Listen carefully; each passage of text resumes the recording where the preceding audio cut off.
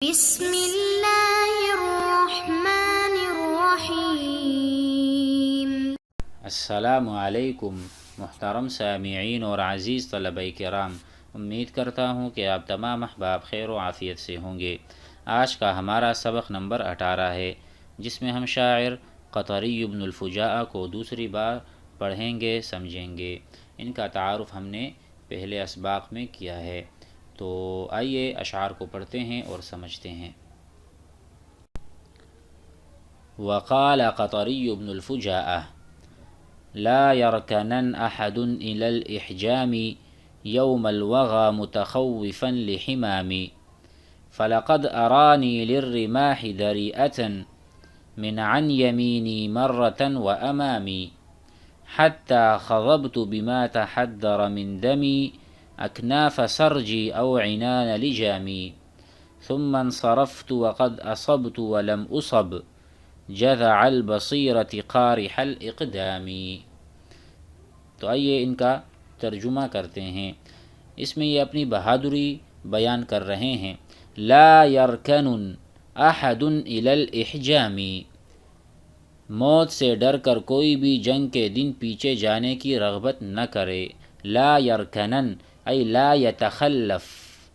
تخلف پیچھے جانا، لا يتخلف احد الى الاحجام یوم الحرب، لا يركنن او لا يركنن لا يتخلف احد منكم الى الاحجام الى التخلف يوم الحرب متخوفا بسبب الخوف لحمام للموت۔ موت کو عربی زبان میں حمام بھی کہتے ہیں، جس کو ہم کہتے ہیں کہ موت کا فرشتہ آیا، یعنی کبوتر کی شکل میں، یا کبوتر کو ہم کنایتاً موت کہہ سکتے ہیں۔ تو کہتے ہیں کہ لا يركنن احد الى الاحجام، کوئی بھی، احجام کے جو لفظی معنی ہیں وہ ہیں روکنے کے، روکنا یا خوف کی وجہ سے پیچھے ہٹنا۔ تو کوئی بھی پیچھے نہ ہٹے موت کی وجہ سے، کب؟ یوم الوغا ای یوم الحرب۔ فلقد ارانی للرماح دریئة، یہاں کہہ رہے ہیں میں اپنے آپ کو داہنی طرف اور کبھی سامنے کی جانب سے آنے والے نیزوں کا ہدف و نشانہ پا رہا تھا، یعنی دائیں طرف سے بھی میرے پر تیر برس رہے تھے اور سامنے کی طرف سے بھی، بائیں طرف سے بھی، تو میں ہر وقت گویا کہ تیروں کی بارش میں تھا، ہر طرف سے تیر برس رہے تھے۔ فلقد ارانی، میں نے اپنی حالت دیکھی ہے، میں نے اپنے آپ کو دیکھا ہے، ارانی اپنے آپ کو دیکھا ہے، للرماحی کہ یہ جو تیر تھے برس رہے تھے، دریئتاً ای میں اس کو ہٹا رہا تھا۔ دریئہ کے معنی ہم کہیں گے، یہاں پر اس کا معنی ہدف بنتا ہے کہ میں ہدف بنا ہوا تھا، دریئتاً ہدف بنا ہوا تھا، ہر طرف سے تیر برس رہے تھے۔ من عن یمینی، داہنے طرف سے، مرتن کبھی، و امامی اور سامنے کی طرف سے۔ حتی خضبت، یہاں تک کہ میں نے رنگ دیے، میں نے گویا کہ خضاب لگا دیا، خضب، یہاں تک کہ میں نے اپنے بہتے ہوئے خون سے اپنی زین کو، یہ جو ہے نا سرج، اکناف سرجی، اکناف کنف، جو میرے گھوڑے کی زین ہے، تو زین کے جو اطراف ہیں وہ خون سے لال ہو گئے، سرخ ہو گئے، اتنا خون بہا میرا۔ او عنان لجامی، اور اسی طرح گویا کہ میرا جو عنان لجام ہے، کسے کہتے ہیں؟ رسی کو رنگ دیا، اپنی زین کے کناروں کو اور اپنی لگام کو، عنان کہتے ہیں لگام کو، اور سرج کہتے ہیں زین کو، یعنی میرے گھوڑے کا جو زین ہے وہ بھی خون سے آلودہ ہو گیا، اور میرا جو لگام ہے، لجام، عنان لجامی، وہ بھی سرخ ہو گیا۔ تمہارے پر اتنے تیر برسے کہ میرا سارا خون بہہ گیا، تو ہر چیز اس سے رنگین ہو گئی۔ حتی خضبت، گویا کہ میں نے مہندی لگائی ہے، کس کو؟ بما تحدر، بما سقط، بما سالا، جو بہہ چکا تھا، من دمی، میرے خون سے، اکناف سرجی اور عنان لجامی۔ ثم انصرفت، پھر میں جنگ سے واپس ہوا، انصرفا واپس ہونا، وقد اصبت، اور اس حال میں کہ دشمنوں کو میں نے قتل کیا تھا، اصبت، قتلت، اصبتهم شر قتلتن اور شر قتلتن، میں نے ان کو بری طرح مارا، جب میں لوٹا تو میں نے ان کو صحیح سبق سکھا کر میں جا، ولم اصب، اور میں نے تو قتل کیا ان کو اور خود قتل نہیں ہوا، ہر طرف سے تیر بھی آ رہے تھے، میرا خون بھی اتنا بہا، پھر بھی میں نے ان کو صحیح سے قتل کیا اور انہوں نے میرا کچھ نہیں بگاڑا۔ ولم اصب وما اصبت بشیء جذع البصیرۃ، جبکہ میری بصیرت تیز نگاہی گھوڑے کے 2 سالہ بچے کی طرح اور میرا جو حملہ ہے وہ عمر رسیدہ گھوڑے کی طرح تھا۔ جذع البصیرۃ، میں ایسا تھا جسے 2 سالہ بچے کی نظر ہوتی ہے، تیز نگاہ تھی میری، بصیرہ کہتے ہیں نگاہ کو اور دیکھنے کی تیزی کو۔ قارح الاقدامی، اور میں آگے بڑھنے میں ایسا تیز تھا جیسا ایک عمر رسیدہ گھوڑا ہو۔ یعنی اس کا ترجمہ یا اس کا مفہوم یوں ہے کہ دشمن کو تاکنے کے لیے میری نگاہ بصیرت تیز تھی، اس کو میں تکتا تھا کہاں سے دشمن آ رہا ہے تو اس پر میں وار کرتا تھا، جس طرح نو عمر گھوڑے کی نگاہ تیز ہوتی ہے اور 2 دشمنوں پر بڑے سلیقے اور تجربے کے ساتھ حملہ آور ہوتا ہے، جیسے کہ عمر رسیدہ گھوڑا جنگوں میں کثرت ممارست کی وجہ سے تجربہ کار بن گیا ہوتا ہے۔ یہاں تک امید ہے سمجھ آ گیا ہوگا۔ اس کے بعد والے اشعار بھی پڑھ لیتے ہیں۔ وقال الحریش بن ہلال القریعی شہدنا مع النبی مسومات حنینا وهي دامیة الحوامی ووقعت خالد شهدت وحكت سنابكها على البلد الحرام نعرض للسيوف إذا التقينا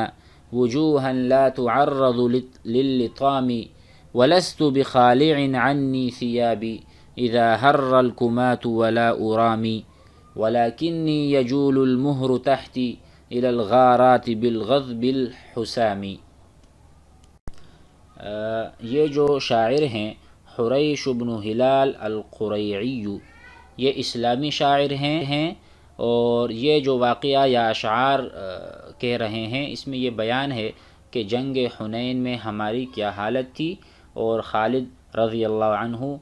نے کیا کارکردگی دکھائی، اس پر ان کے اشعار ہیں۔ تو ان کی شرکت بھی جنگ حنین میں ہوئی تھی۔ تو آئیے اس کا ترجمہ پیش کرتے ہیں۔ شہدنا، ہم حاضر ہوئے، مع النبی، نبی علیہ السلام کے ساتھ، مسومات،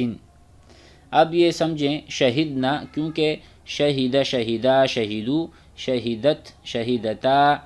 شہدنا، وہ گھوڑے،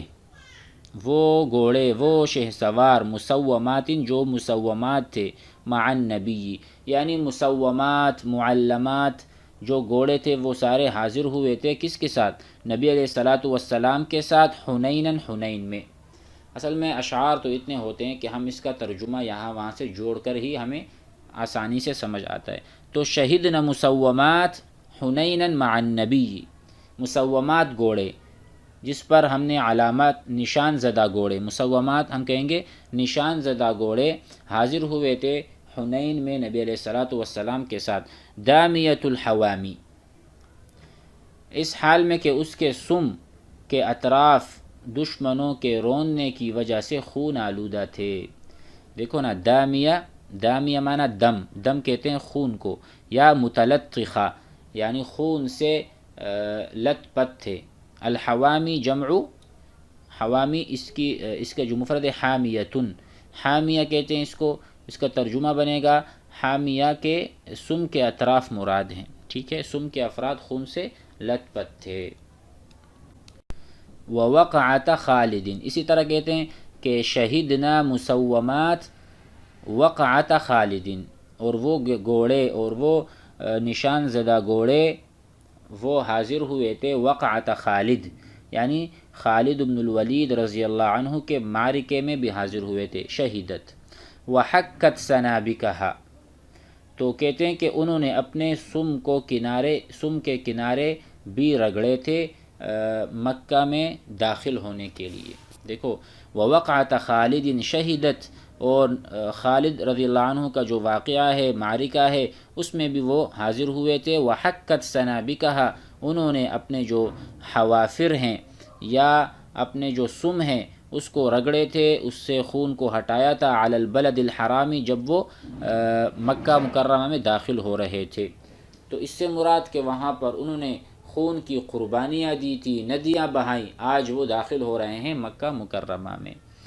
اس کے بعد نعرض للسیوف اذا التقینا، اپنی بہادری کی طرف بتاتے ہیں، دشمن کے ساتھ ملاقات کے وقت ہم تلواروں کے سامنے اپنے ایسے چہرے پیش کرتے ہیں کہ وہ تمانچوں اور تھپڑوں یعنی ذلت کے سامنے پیش نہیں کیے جاتے۔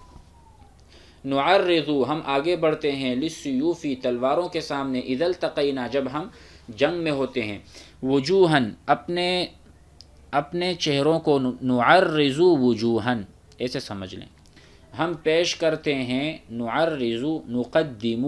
ہم آگے بڑھاتے ہیں، وجوہن، چہرے، ایسے چہرے، لا تعرض للطعام، کہ ایسی یعنی جنگ کے علاوہ اس کو تھپڑ کے لیے بھی ہم پیش نہیں کر سکتے، یعنی ہم کسی کا تھپڑ بھی اس چہرے پر برداشت نہیں کر سکتے، جبکہ ہم جب لڑائیاں ہوتی ہیں تو ہم وہاں ایسے آگے چلے جاتے ہیں کہ اپنے ان چہروں کو تلواروں کے سامنے کر دیتے ہیں، تلواروں کے سامنے ہم جنگ میں اپنے چہروں کو آگے کرتے ہیں، حالانکہ عام حالات میں کوئی اس کو تھپڑ بھی نہیں مار سکتا اور نہ تھپڑ کا وہ ٹھیک ہے کوشش کر سکتا ہے۔ آگے وَلَسْتُ بِخَالِعٍ عَنِّي ثِيَابِي، دشمن یعنی یہاں پر جب بہادر لوگ لڑائی کو ناپسند کرتے ہیں تو میں اپنا لباس یعنی زرہ نہیں اتارتا ہوں۔ وَلَسْتُ بِخَالِعٍ، خلع یخلع اتارنا، وَلَسْتُ بِخَالِعٍ میں نہیں اتارتا، عنی اپنے آپ سے، ثیابی کپڑے، اذا حر الکمات اذا کرہا، جب جو شہسوار ہیں وہ ناپسند کریں، ولا ارامی، ولا ارامی کا ترجمہ ہم کریں گے یعنی ولا ارامی ناپسند کرنا یا کراہت کرنا، یعنی جب وہ ناپسند کرتے ہیں کس چیز کو،